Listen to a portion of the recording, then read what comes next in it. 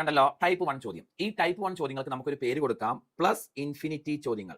എന്താണ് ടൈപ്പ് 1 ചോദ്യങ്ങളുടെ പേര്? പ്ലസ് ഇൻഫിനിറ്റി ചോദ്യങ്ങൾ. ടൈപ്പ് 1 ചോദ്യങ്ങളുടെ പേര് പ്ലസ് ഇൻഫിനിറ്റി ചോദ്യങ്ങൾ എന്നാണ്.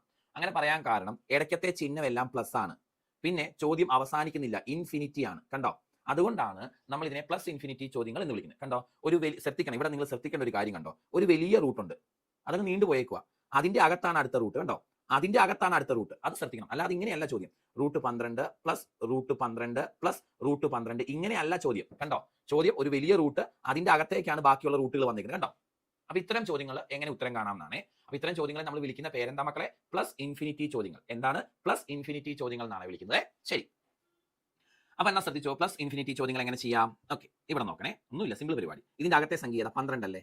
ആണോ?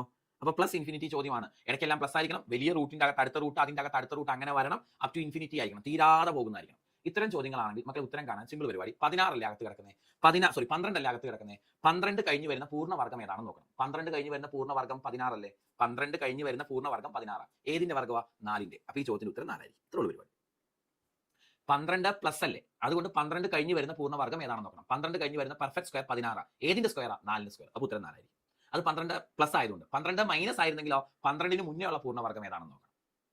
ചെയ്യുന്നത് മനസ്സിലായോ? 12 പ്ലസ് ആയതുകൊണ്ട് 12 കഴിഞ്ഞ് വരുന്ന പൂർണ്ണവർഗം ഏതാണെന്ന് നോക്കി. 12 കഴിഞ്ഞ് വരുന്ന പൂർണ്ണവർഗം 16. ഏതിന്റെ വർഗമാ?